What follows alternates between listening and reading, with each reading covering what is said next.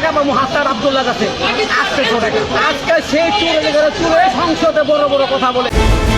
বাকিতে চা খেয়ে টং দোকানির 800 টাকা মেরে দিয়েছেন জাতীয় নাগরিক পার্টি এনসিপির প্রথম সারির নেতা ও কুমিল্লার এমপি হাসনাত আব্দুল্লাহ। ইচ্ছে মতো চা খেয়ে টাকা পরিশোধ না করায় এবার হাসনাত আব্দুল্লাহর বিরুদ্ধে গণমাধ্যমে মুখ খুলেছেন সেই ভুক্তভোগী চাওয়ালা। মুহূর্তে সেই ভিডিও সোশ্যাল মিডিয়ায় ভাইরাল হলে রীতিমতো তোলপাড় শুরু হয়েছে দেশ জুড়ে।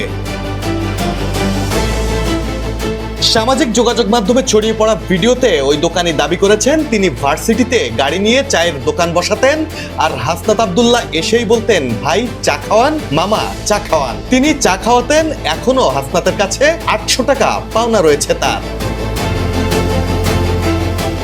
ভিডিওতে হাসনাত আব্দুল্লাহর বিরুদ্ধে বিভিন্ন অভিযোগ তুলে কড়া সমালোচনাও করেন তিনি। বলেন 5 আগস্ট শেখ হাসিনার গণভবন থেকে হাসনাত আব্দুল্লাহ বস্তা নিয়ে এসেছিল এবং বর্তমানে তিনি সংসদে দাঁড়িয়ে বড় বড় কথা বলেন। সংসদে চোর বসে থাকায় পবিত্র জায়গা অপবিত্র হয়েছে বলেও ভিডিওতে ক্ষোভ ঝাড়েন তিনি।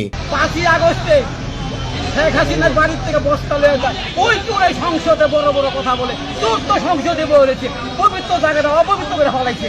তবে ভিডিওতে হাসনাতের বিরুদ্ধে একের পর এক এমন বিস্ফোরক অভিযোগ তুললেও এখন পর্যন্ত হাসনাত আব্দুল্লাহ বা তার পক্ষ থেকে কোনো প্রতিক্রিয়া জানানো হয়নি। নেটিজেনরা বলছেন পান থেকে চুন খসার আগে যে হাসনাত আব্দুল্লাহ গলা ফাটিয়ে সাফাই গায়, আজ চা দোকানির টাকা মেরে দেওয়ার ঘটনায় তিনি চুপ কেন? হাসনাতের নীরবতাকে সম্মতির লক্ষণ, অর্থাৎ চা দোকানির অভিযোগকে সত্য বলেই মানছেন নেটিজেনরা।